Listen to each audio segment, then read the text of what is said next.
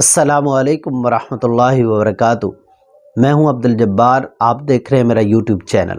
آج کا سوال ہے کہ حاملہ بیوی سے کتنے عرصے تک ایک خاوند ہم بستری کر سکتا ہے؟ سوال ہے کہ حمل کے دوران ہم بستری کے کوئی نقصانات تو نہیں ہیں؟ اگر نقصانات نہیں ہیں تو کوئی فائدے بھی حاصل ہو سکتے ہیں، اور اسی سے متعلق ہم یہ بات بھی سمجھیں گے کہ کن کن صورتوں میں ہم بستری کرنا منع ہے۔ تو سب سے پہلے بات یہی سمجھتے ہیں ہم کہ ہم بستری کرنا کن کن صورتوں میں منع ہے۔ پہلی چیز ہے حیض کی حالت میں۔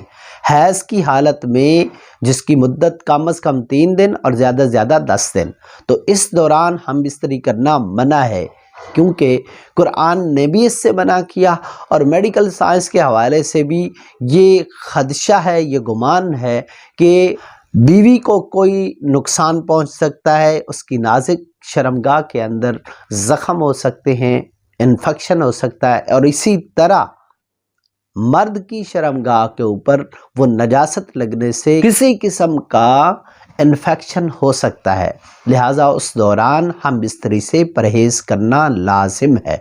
دوسری صورت ہے نفاس کی، کہ نفاس کے دوران بھی ہم بستری نہ کی جائے۔ نفاس کہتے ہیں بچے کی پیدائش کے بعد جب تک عورت کو خون آتا رہتا ہے وہ حالت نفاس کی کہلاتی ہے، اس میں بھی شریعت مطہرہ نے ہم بستری کرنے سے منع کیا۔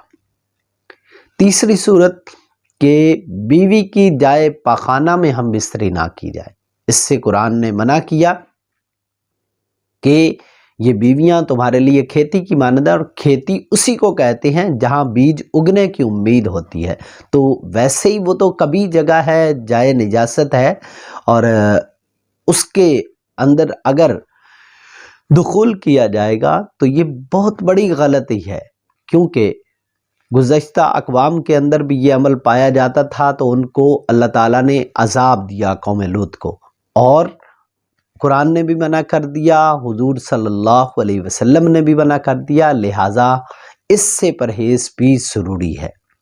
اب ہے کہ حمل کے دوران بیوی کے ساتھ ہم بستری کر سکتے ہیں یا نہیں؟ جی کر سکتے ہیں۔ شریعت مطہرہ آپ کو اس پہ کسی قسم کی رکاوٹ نہیں لگاتی، بلکہ بچے کی ولادت سے 1 دن پہلے تک آپ اگر ہم بستری کرنا چاہتے ہیں تو کر سکتے ہیں، شریعت آپ کو منع نہیں کرتی۔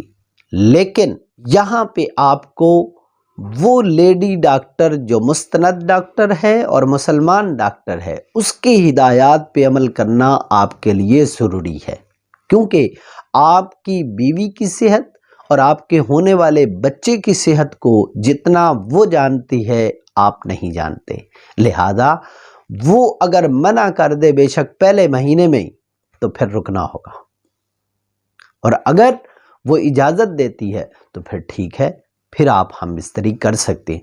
حمل کے دوران ہم بستری کرنے کا فائدہ کیا ہے وہ بھی آپ کو بتاتا ہوں۔ فقہ کی کتاب رد المختار صفحہ نمبر 49 پہ اس بات کی وضاحت ملتی ہے کہ حمل کے دوران بیوی کے ساتھ ہم بستری کی جائے تو قوت بینائی میں اضافہ ہوتا ہے۔ حمل کے دوران ہم بستری کرنے سے بچے کی قوت سماعت، سننے کی طاقت میں اضافہ ہوتا ہے، اور حمل کے دوران ہم بستری کرنے سے بچے کے بالوں کی نشو و نما بہت اچھے طریقے سے ہوتی ہے۔ یہ ان حکماء کی رائے ہے، اس کو بھی اگر مد نظر رکھا جائے تو ہو سکتا ہے یہ فوائد بھی آپ کو حاصل ہو جائیں۔ تو امید ہے آج کی بات آپ کو سمجھ آ گئی ہوگی۔ ویڈیو کو لائک کیجیے گا، شیئر کیجیے گا، چینل کو سبسکرائب کرنا نہ بھولیے گا۔